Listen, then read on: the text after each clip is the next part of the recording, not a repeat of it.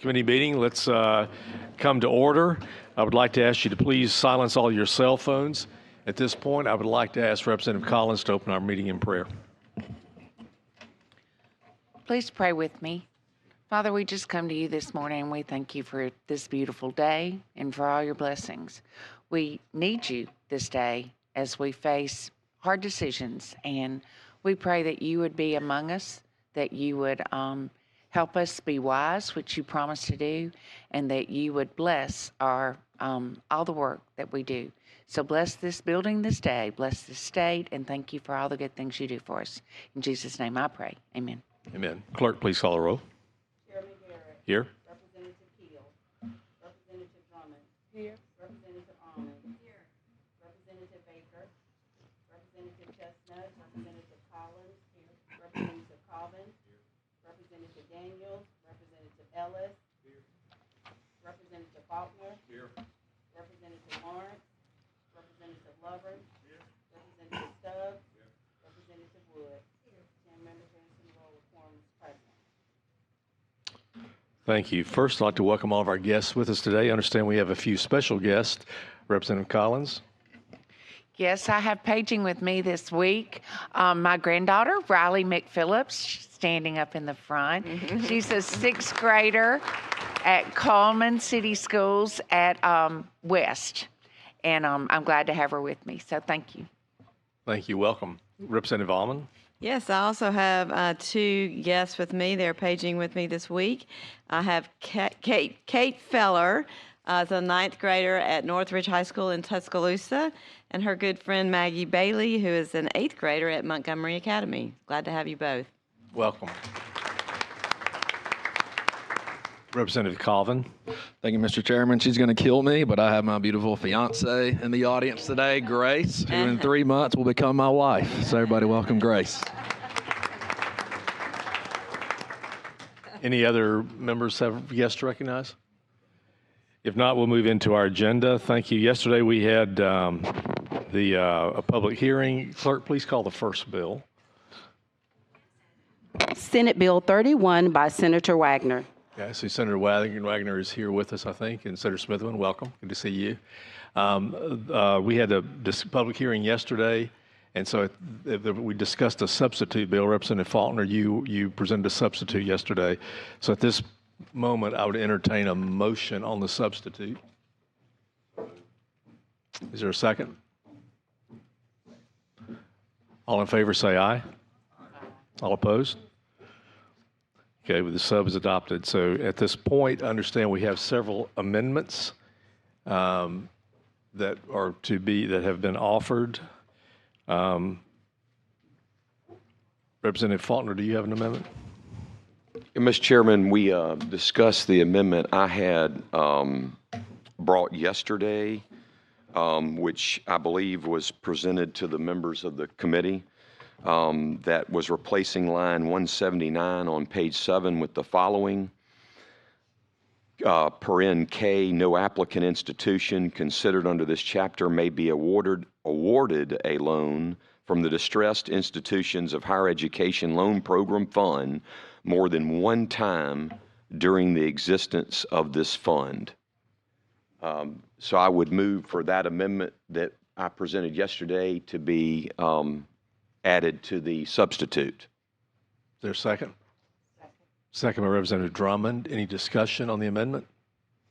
Oh, Mr. Chairman? Yes. Point of order, did we already adopt the substitute? Yes. We just adopted the sub, yes. Okay, the sub's Just been amended adopted, the sub. so that we are just now amending the sub. Right. Okay. Okay. Any other questions on the amendment? All in favor say aye. All opposed? Okay, that amendment is adopted. Representative Lovern, do you have an amendment?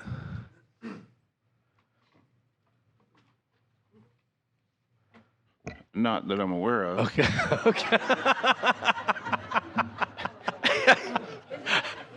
I'm just reading what yeah, it's up your sleeve. That's right.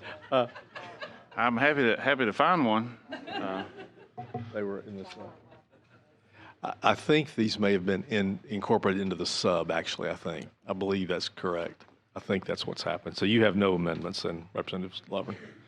I'm aware, Mr. Chairman, of, and Senator Wagner and Senator Smitherman are, of the amendment from Representative Alman and Representative Collins, I think. Okay. I think this list was reflecting the amendments that were going to be made to that, but I think they were incorporated into the sub. So I think is that correct? Yeah. Okay, good. Okay, Representative Collins, you have an amendment? I do. I have an amendment to replace on line 47, page 2, with the following: has been operating for more than, change it from 50 to 100 years. Maybe it's just where I am right now, but if we're talking about long established things, I think it should be over 50. So 50 years would take, we're in year 2024, right? So 50 to 1974? Correct, and that didn't seem what we were trying to go after, and I think 100 did. Any questions or comments about Representative Collins' amendment? Yes. Representative Daniels? So how many institutions would that omit if we go from 50 to 100 years? I'm not sure, but the ones that we were talking about, it doesn't omit them. I just want to make sure that we're not inadvertently doing something and hurt another institution, that we're fair to everyone. If we're going to offer this as an opportunity for one institution, that we also keep in mind that other institutions may be faced with similar situation. And I don't think the year 50, from 50 to 100, I just need to understand how many people that actually impact. I think a lot of our long-time established universities and all that would still follow in that, and I think that was what we were talking about, was those that have a long-standing heritage, and that we would then want to support those. And it seemed to me that before 1974 would be, I mean, that didn't seem the long-standing we were really talking about. Well, I think if we're looking at from a financial standpoint, from a financial standpoint, if we're looking at the financial piece and the assets and trying to help institutions, and I believe in helping these institutions, I just want to make certain that we're just not picking and choosing winners and losers here, and that if we're going to be for the state and in the institutions, that we're going to be for them and not necessarily limit them based upon the number of years they've been in existence. So I just think that's something that we should consider. Any other comments or questions about Representative Collins' amendment? So just state it one more. Representative Faulkner, yes, sir. Yes, I do not know, Representative Daniels, the answer to your question about how many schools. I do know what Representative Collins' point is, trying to have well-established schools, and the only ones that I believe I can speak to answer your question, certainly not all, is that Selma and Oakwood and Stillman, I believe, are all over 100 years. Yes. In our state. But that's the only thing I can answer to your question. And I understand your point, and those institutions I certainly care about, but I just want to make certain that we're not hurting someone else. They may not have representation in Montgomery because they've been 50 years. I just want to know who is impacted by that, and then so that as legislators, we don't have to deal with the fallout from those institutions not being considered when we're making these decisions. So I don't think we're going to have the answer to that question today. I guess the amendment, the 50 years was what the original bill. This would move it to 100 years. So I don't think we're going to have the answer to that question today. So I think we'll vote on this amendment, not knowing that particular answer, but having a little more information than we had when we began the discussion. Thank you. Any other comments or questions?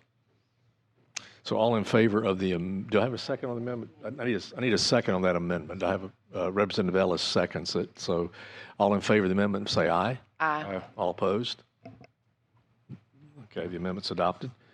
I'm now showing an amendment by Representative Almond. Yes, sir. Thank you. I do have an amendment to replace line 132 on page 5 with the following.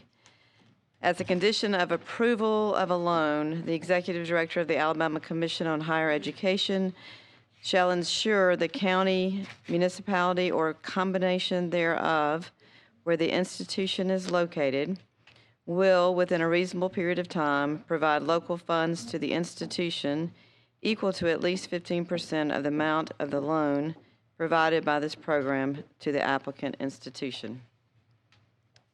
Obviously, the point of the amendment is to require local skin in the game, if you will. And I'll So offer this as an amendment. that amendment's been offered. Is there a second? Second by Representative Collins. Let me just make a comment.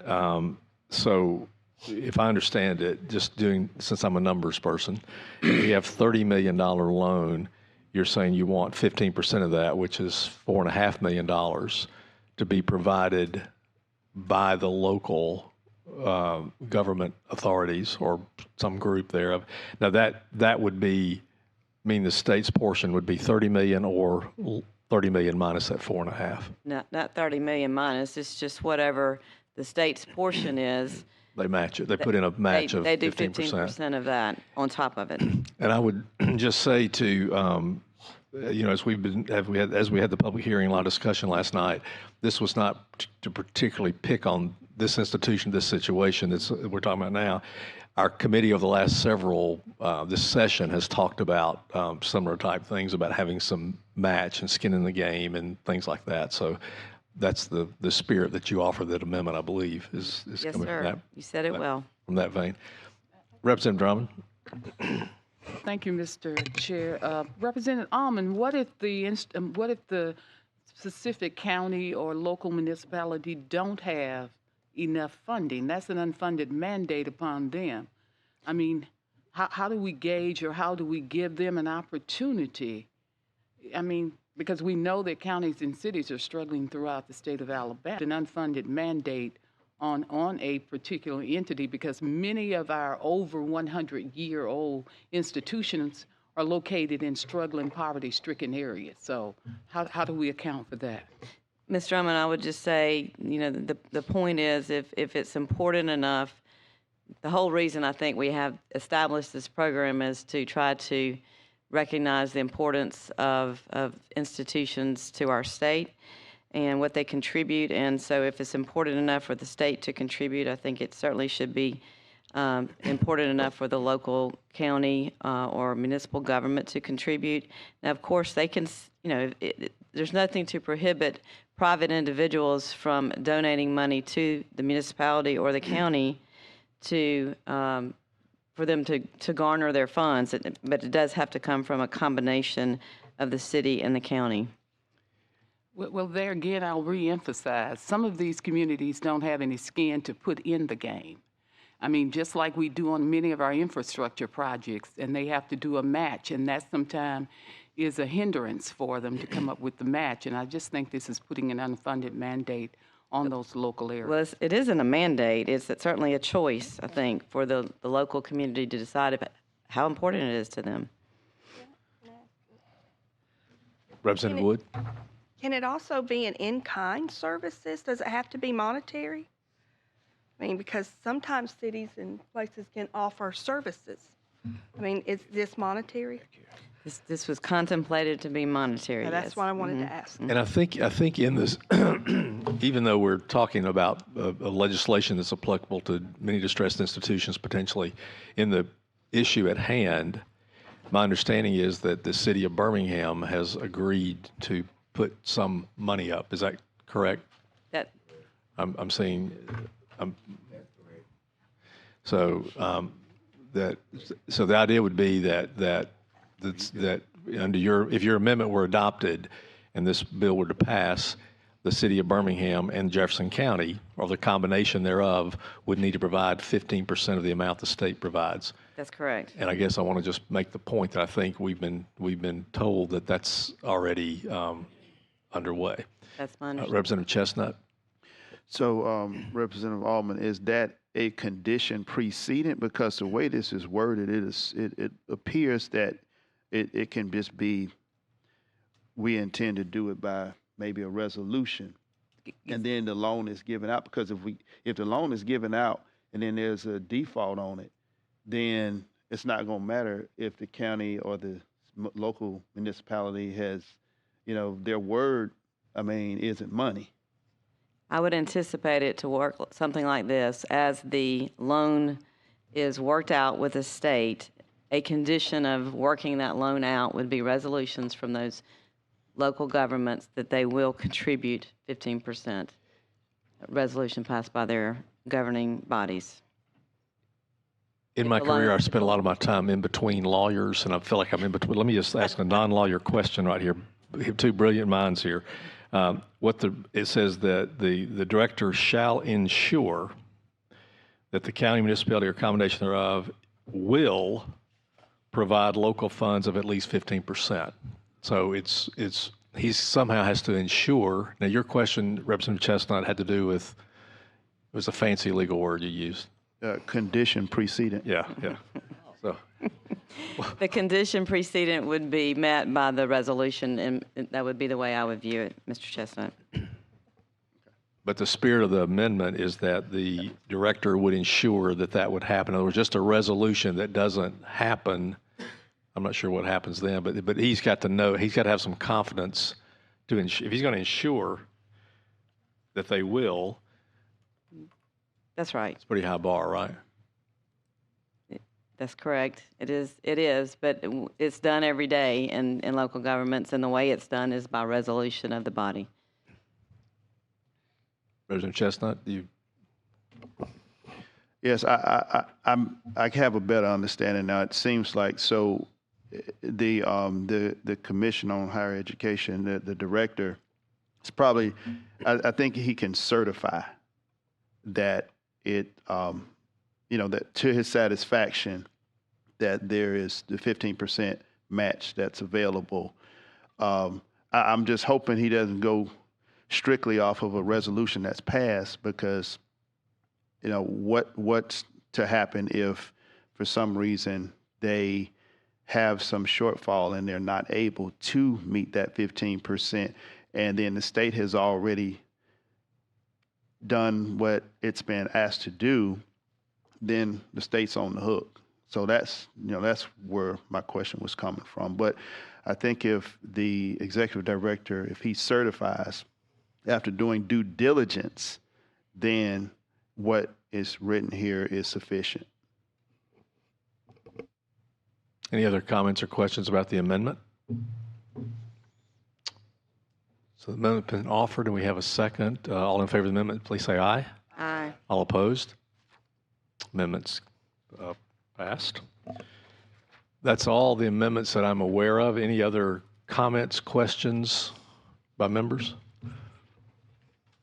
Yes.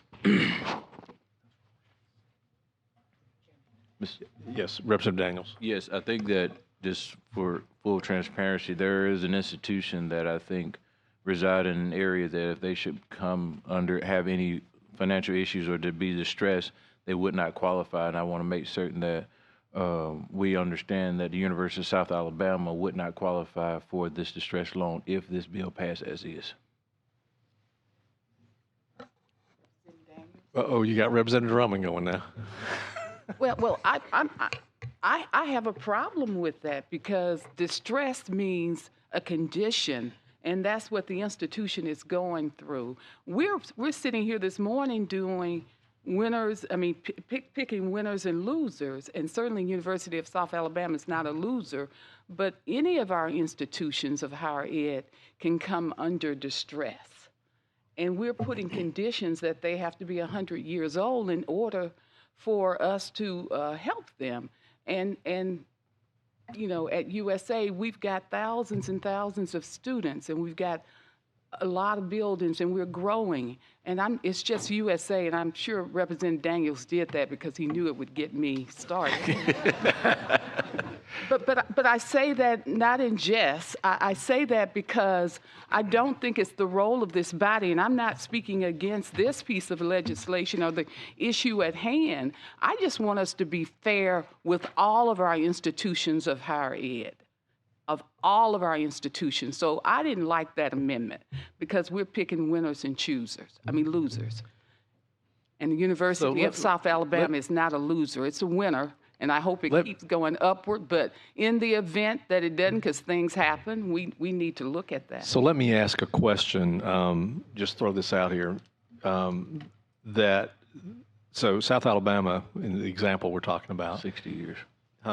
60 years, but they're also in a line item in education budget, right? So they're a public institution, they're a line item education budget.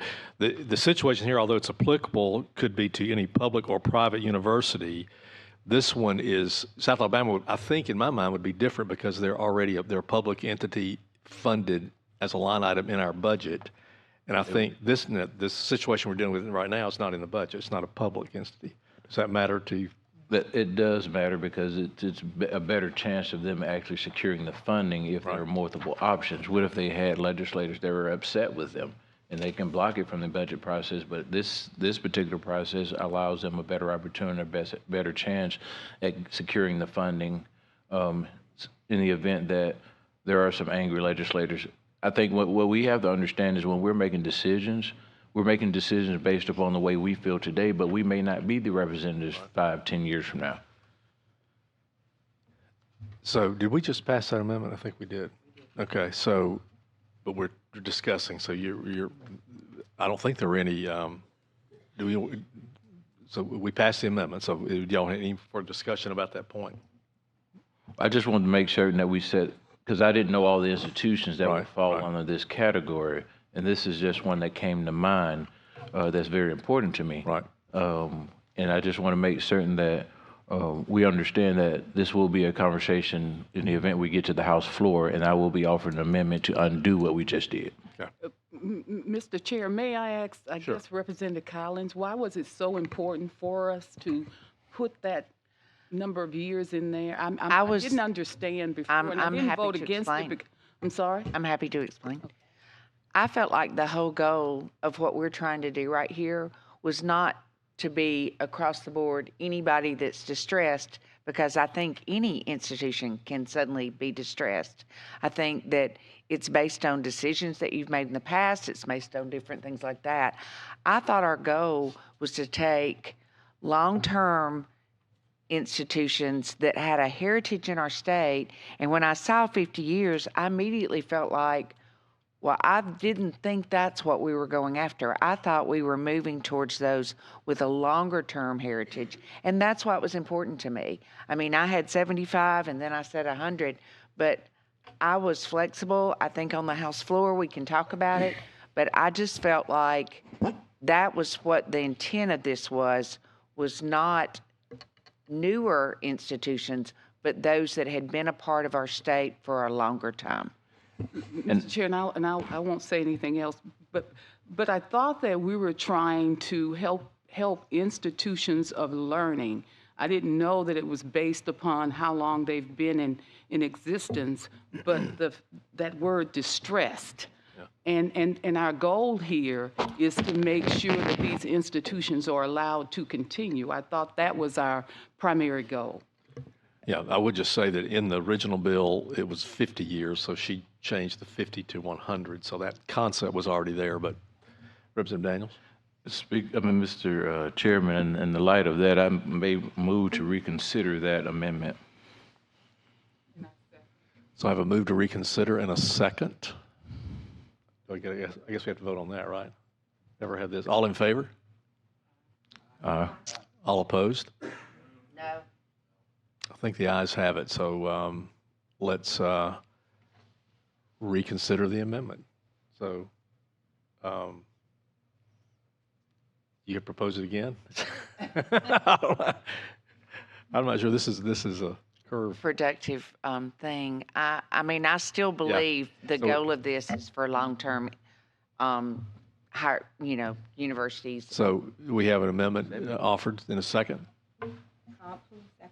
Any second? We have a second one, Representative Almond.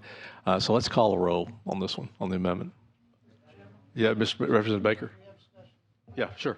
Representative Baker. Mr. Chairman, you brought up a very good point on this, that although the substitute bill before us does apply to both public and private, but it does seem to have more of a genesis than with private.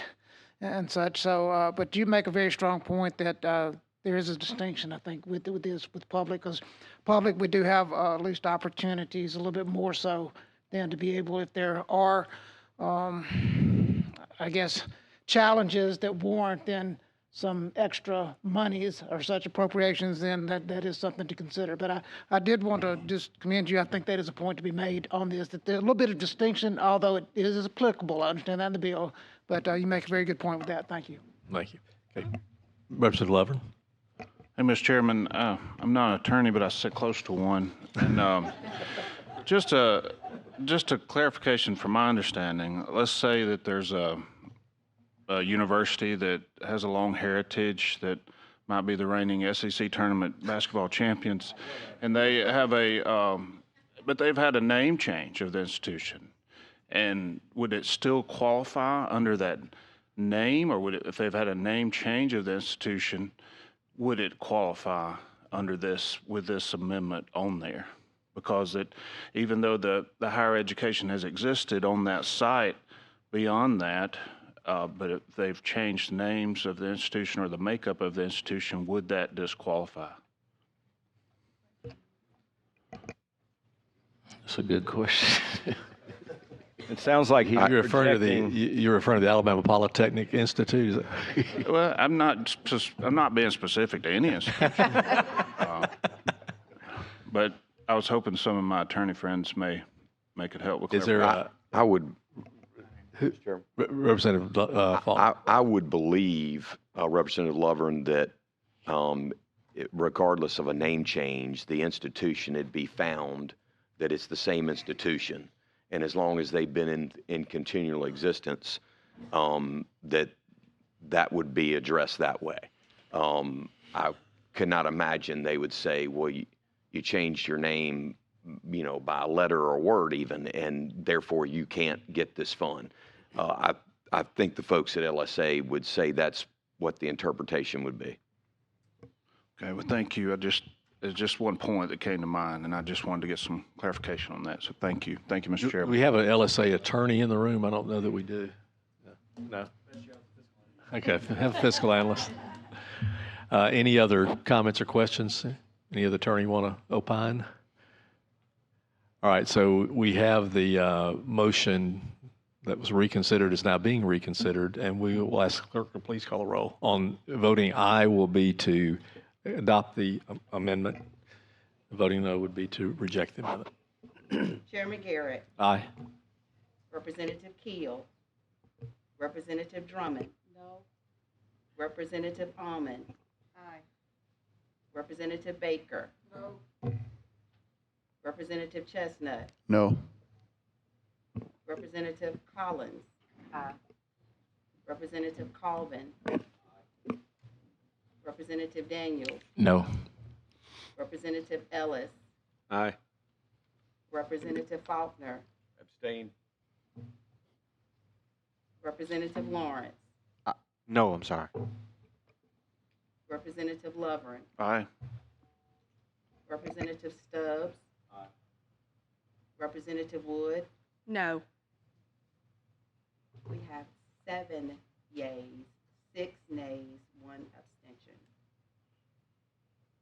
So the amendment is adopted. I feel like this may be further discussed on the floor, I would imagine. A lot of discussion will be on the floor. You can promise that. Okay. I echo that.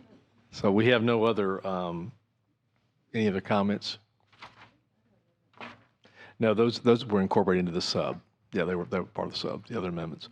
Any other questions or comments by anybody member? So the motion before us is to adopt the sub as amended. All in favor would say aye. Aye. All opposed? No. I think the ayes have it. Bill's given a favor report. Thank you.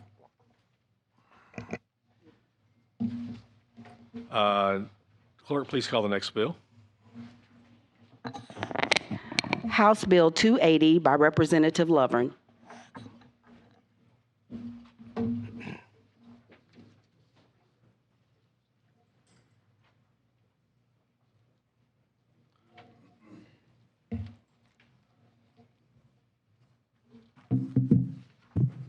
Thank you, Mr. Chairman, colleagues of the committee.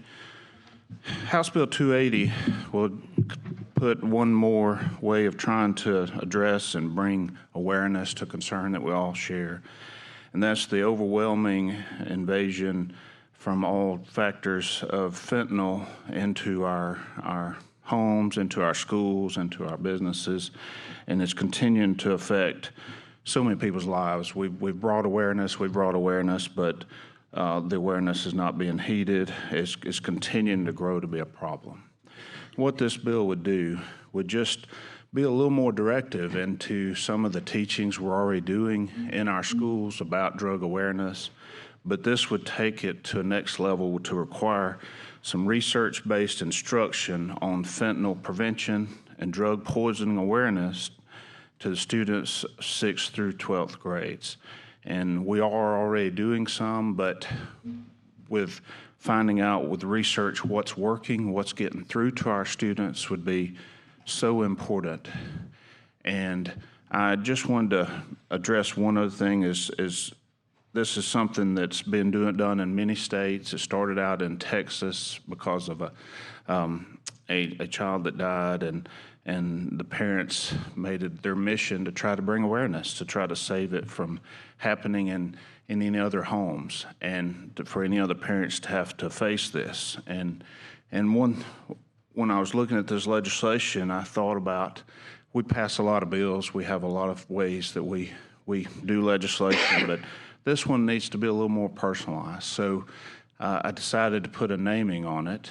And the reason the naming is on there is this would be the Price-Hornsby Act. And as many of y'all know, I worked as a first responder for many years. And one of my last calls I went on was to a 17-year-old fentanyl death, and from an Auburn High School student. And the parents had just thought he wasn't feeling well and was sleeping in, was going to stay out of school that morning and check in later. And they went to check on him, and he had died in his sleep in his bed in their home. And they had no awareness, and there was just a mistake made that wasn't a habitual drug problem. It was took something that couldn't be trusted from someone, and it just happened to be laced with a little too much fentanyl. And that caused the death of Price Hornsby at 17, and his life was cut short. And if you may, I asked the parents just if they'd wanted to include anything, just personalize on his behalf, and they asked me if I would just read a quick statement from them if the chairman would allow. Sure. Said, I would like to encourage the committee to think about their children and grandchildren. My family completely understands that Price played a part in his own death, but this substance is deadly. Price's decision can never be undone, but the mistake he made can help save lives. It is truly a parent's worst nightmare, so we're hopeful the Price-Hornsby Act will save lives. We have a responsibility to guard, protect, and educate our future generations. Sincerely, Ray Hornsby. Ray and Lee Hornsby, his wife. So with that, I would entertain any questions or thoughts. Thank you, Representative Lovin, for bringing this bill. A very, I know, personal issue to you, but it's a very important and personal issue to a lot of us. So thank you very much. Representative Drummond. I too want to echo the chair. I really appreciate you bringing this bill. I think I understand, I empathize with what you're going through. I remember when I got a call from the superintendent in Selma that a young man died from vaping, and in the vape device was laced with just a little bit of fentanyl, and it killed him. I mean, we've got to start standing up for our children's welfare and their health. So I applaud you for bringing this bill. So at the proper time, I'd like to give the bill a favorable report. Thank you. Is there a second? Second, Representative Baker. Any other comments by members? All in favor, say aye. All opposed? Bill's given a favorable report. Thank you. Thank you, Mr. Chairman and members of the committee. Clerk, call the next bill. Senate Bill 62 by Senator Orr. I believe Representative Rafferty is representing Senator Orr today.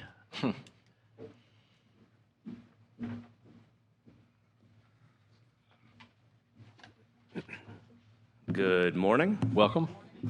Thank you for the recognition. So this bill is already, very similar one has already come before you, and it was passed without any objection. This is the bill that would remove the state's portion of the sales and use tax from baby supplies, baby formula, maternity clothing, menstrual hygiene products. So, yeah, if there's no further questions, I think there is an amendment, and So this is the bill. I think the House passed the bill that that was amended, like you're about to amend this one yesterday. Is that right? Correct. Yes, sir. Okay. Mm-hmm. So, any questions before we discuss the amendment? Okay. Who's offering the amendment? Representative Baker. Okay. Thanks so much, Mr. Chairman.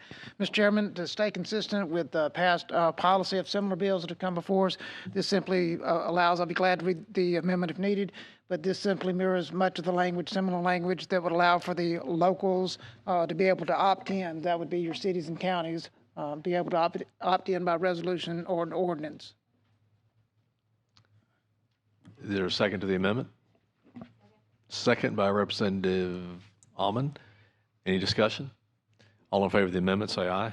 Aye. All opposed?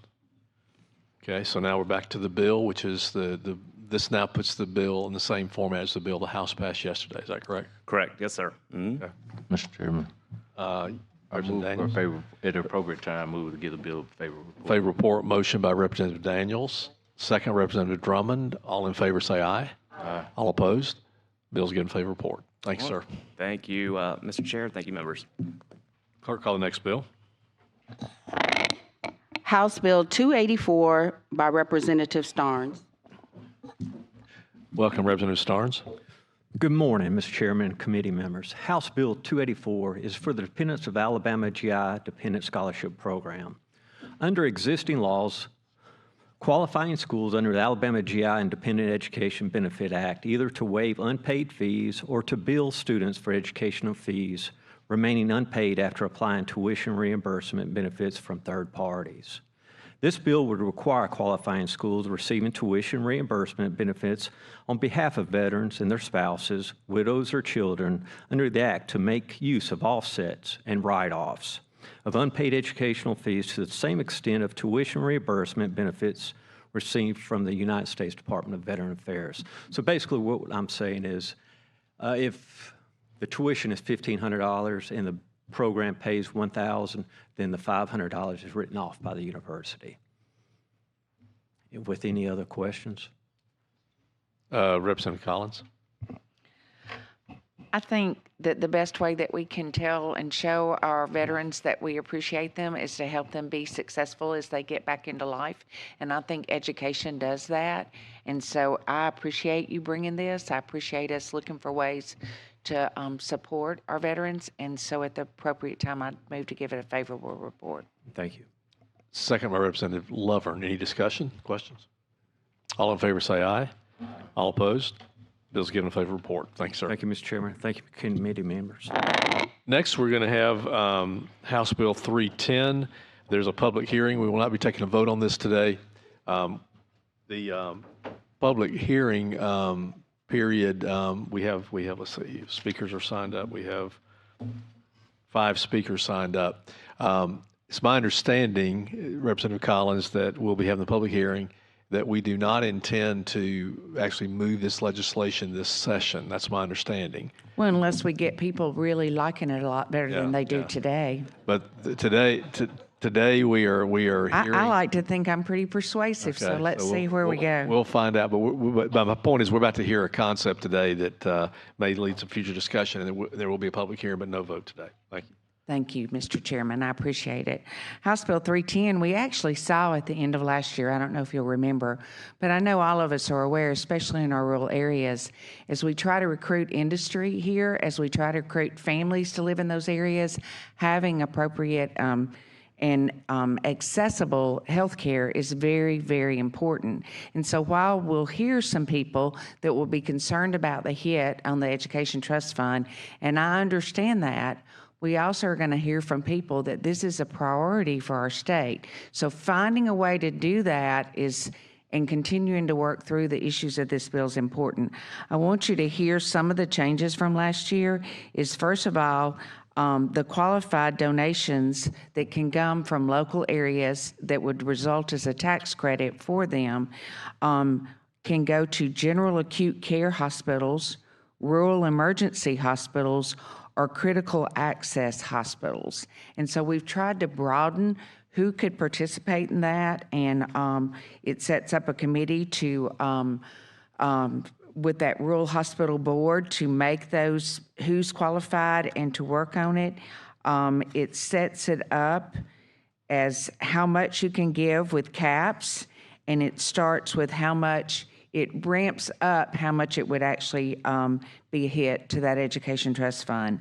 I know as I've worked with people, we are willing to work on what those caps look like, if we need to lower that to start it, to see if it's going to be successful in those rural areas, and also look at other things besides just income taxes that we could use. And so at that, I'm happy to answer any questions, or if you want to go into the public hearing, I'm happy for that as well. So in concept, this is similar to what the Accountability Act type programs? Very much so, So yes. where individuals or corporations make donations, they get tax credits and what? It's exactly the same. Yeah. Mhm. Any questions for the sponsor before we have a public hearing? Speaking in favor of the bill would be Baker Allen, Alabama League, municipalities. 2 minutes, please. Good morning. My name is Baker Allen. I'm the Director of Policy and Research for the Alabama League of Municipalities. The League supports House Bill 310, which creates the Rural Hospital Investment Program. Alabama is already losing access to health care. Between 2011 and 2020, 8 rural hospitals closed. In 2023 alone, 3 maternity units announced closure in Alabama. In 2023, the Alabama League of Municipalities hosted 2 healthcare summits to advocate for better accessibility to healthcare. During those summits, our cities and towns expressed concern about how a lack of access to healthcare would impact their communities. The sustainability of hospitals in our rural communities has real impacts. Access to healthcare means a healthy workforce. It's important for economic development recruiting. Hospitals provide good-paying jobs that are invested back in those communities. And when a rural hospital closes, it increases pressure on the nearest hospital, which might be several counties away. Lack of access puts pressure on our fire, police, and ambulance services to respond when people can't make their regular appointments. One of the most important functions of municipal government is to ensure access to a good quality of life for its citizens. The sustainability of rural hospitals means quality of life for all Alabamians. We would like to thank the sponsor for bringing the bill. Thank you. Thank you. Speaking in opposition, Ada Catherine Van Wy from Alabama School Board. Good morning, Mr. Chairman and committee members. I'm Ada Catherine Van Wy with the Alabama Association of School Boards, and we are opposed to House Bill 310 as it would divert up to $80 million annually from the Education Trust Fund budget. We and our fellow education associations making up the education family, we are opposed to any legislation that would decrease tax receipts to the education budget. The majority of your local school system's funding comes directly from the state. While well-intended, this bill would have a direct negative fiscal impact on the education budget by decreasing those tax receipts available for public education. Multiple tax credit exemptions and proposals have been introduced this session. So far, the greatest of which is the CHOOSE Act, which requires the legislature annually appropriate at least $100 million to the CHOOSE Act fund. These are funds that would otherwise be allocated to education. The rural hospital tax credit would be an additional $80 million hit to education on top of the CHOOSE Act's minimum of $100 million every single year. This isn't even taking other proposed tax credits and tax exemptions into consideration. We caution legislators to prepare for the flattening of education revenues by not enabling tax credits or exemptions, which would further decrease dollars available to public education. Alabama's budgets, thanks to you, are in strong condition, and we must preserve this in order to continue supporting existing education initiatives which are positively moving the needle for our students, like the Alabama Literacy Act, Numeracy Act, and initiatives to support our principals. This bill would decrease the funds available to education to continue supporting and developing these critical initiatives statewide. We anticipate other tax credit legislation will continue to be filed this session, to which we will also be opposed for these very same reasons. Public education is continually asked to do more with less. More than 90% of Alabama students are enrolled in public schools. We are proud of our public schools, our educators, and the families and communities they serve every single day. Thank you. Thank you. Dane Howard, the Alabama Hospital Association. As you all can understand, I'm not a pretty blonde woman. My name's Stephen McCormick, Alabama Hospital Association. She was on the speaker list for upstairs, but if the committee would allow, we have a hospital administrator from Tanner Medical Center who also has hospitals in Georgia that are part of the Georgia Heart Program. So if you would allow, could we switch Ms. Howard for Mr. Joel Truss? Please. Sure. I'm also not a pretty blonde, but I will do my best. Good morning. My name is Joel Truss, and I am the External Affairs Manager for Tanner Health System. We are a 5-hospital system with a 15-bed community hospital in Wedowee, Alabama, as well as a primary care clinic in Roanoke. And as the gentleman said, we also have facilities in Georgia. Our main facility, well, one of our main facilities, Higgins General Hospital, is a recipient of the Georgia Rural Hospital Tax Credit. I understand the concerns this committee has, not only with education, but also with rural health care. And I want to give you kind of a picture of what could be if House Bill 310 passed. Obviously, we are in support. In Georgia, hospitals usually use this money for aging infrastructure as well as to update equipment and provide for staff. So far in our state, we have about $370, $380 million that have been transferred through the tax credit over the last 7 years or so. This money has been used to build new pediatric centers, input training for residents in education, and for Higgins, for us in particular, we have used it to build out our new morgue, to help our stroke center, help our rehabilitation and physical center, and really bring more services and input into the community.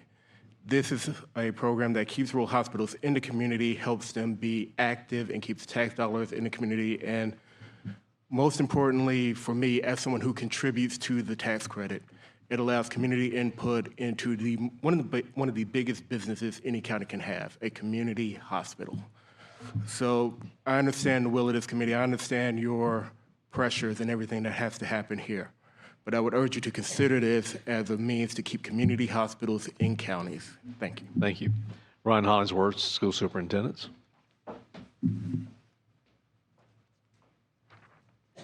Good morning. Mr. Chair, before I get started, I'd make a request of you. I think it's time you dust off the solar system presentation, bring that back as a refresher from last session. That was really good. First off, I really love rural hospitals. I really like the one in Hamilton, where I'm from, and they do a really great job, and we support that. And Representative Collins, I really, really don't like this bill, just to be clear. But we're really, when you look at it, it's taken, I think fully implemented, it takes $80 million a year out of what would go into classrooms and supports rural hospitals. I don't think there's a question that we need to support rural hospitals. I think we just don't need to take it out of classrooms, the money that was designed to go there. Going back in the last session, we put some things in place that would negatively impact the ETF. The 1 cent grocery tax was, I think, around $150 million. The game plan was all combined was probably, I think, over $100 million.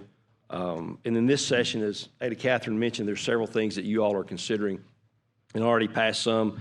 Child care tax credit, housing tax credit, Alabama Adventure tax credit are some of the things that are being talked about a lot. If you were around at 8, 9, and 10, when we had a slowing economy, we experienced that thing called proration. That's really tough. And we've got about 15 superintendents sitting here today. Some of those experienced that, and those are very tough times. We're not there yet. hope our economy doesn't slow. Our concern is that the continued yes votes on tax credits, that you would vote us into proration and not the slowing economy would put us into proration. So there's a real concern for that. I'm not sure the number of rural hospitals that we have. I think it's 50 plus maybe in the state. If I look at their payroll and what number that would have to be to generate in excess of $1.6 billion, I'm not sure where those numbers are, but that's a lot of money. We just oppose funding that out of education dollars, and thank you for the time this morning. Thank you, Mr. Hollingsworth. Last speaker is Vic Wilson from class.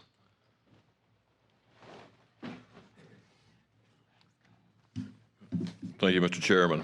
I would like to take Baker Allen's comments and put a semicolon, however, comma, because I agree with everything he said. I agree with the spirit. I'm from Arley, Alabama.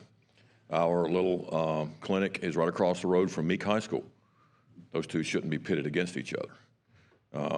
The doctor in Addison, Dr. Terry James, is from Meek, and he opened that clinic there. My in-laws live in Camden. If John Paul Jones Hospital closes, they got to go all the way to Montgomery, okay? What Mr. Hollingsworth said, I have it right here, okay? The cumulative effect for the fiscal year 24 is $281,899,167 out of the ETF. 25 is 318. By 27, the cumulative effect of 24 and 25, the last 2 years of tax credits combined, $822 million out of the ETF. $822 million out of the ETF. We're not against all these things, but we're forced, because of what the situation we're in, to stand up here and look like we're not in favor of rural health, rural hospitals. Not true at all. We're having to stand up here, and you're having to make decisions that you don't agree with either. I get it, okay? None of you want to make a decision for the hospital on the backs of the schools. Representative Collins doesn't want to do that. I was glad to hear that this is something that may not be considered to move through this session, because we're for rural hospitals, but we're also for public education. So I hope you will consider that as you move forward and you truly look at every dollar that is now coming out. We are living death by 1,000 cuts. That's what we're living. Mr. Chairman, members of the committee, thank you very much. Thank you, Ms. Wilson. Representative Collins, do you want to respond? I will. I will say that if my house budget looked the same as the death by 1,000 cuts, that would be a good thing, because those budgets have increased every time. I think that we are fiscally conservative in this group, and I appreciate that. I think that the best way to keep everybody working together to find a way how we can help our rural hospitals is to consider moving this bill forward. I know a lot of people have come to me already to talk about what are ways that we could improve it, that we could make it livable, that we could actually work together to make this a reality. And I would like to say that I'm willing to continue working with those. And then if you've got any additional changes or ways to improve it, I'm open to that we might keep it moving so that we keep the conversation going. Okay, thank you. So that concludes our public hearing. Let me just mention just one thing, too. I think that we'll have a break next week, and then we'll see where things go. I think it'd be good for you to have discussions with the Health Committee to get their input and perspective on this concept, and also with the general fund folks, because we had talked about the possibly splitting cost sharing between the general fund, because this really kind of overlaps several different areas. So I think as we move forward or think about moving forward, maybe getting more information from those two groups would be helpful. And I will continue to do that, but the best way to do that too is to keep the conversation going. And so as people have input, I will be most willing to speak with any of them. Great, Thank you. Thank you. This morning we have a presentation of the Baldwin Parents Students Weekly Curriculum presentation. Mr. Robert Monk, Mrs. Danielle Duggar, are you here? No? Okay, I guess we're not. Last call. Okay, any other comments or questions by committee members today? Thank you very much. Our meeting's adjourned. Have a good break.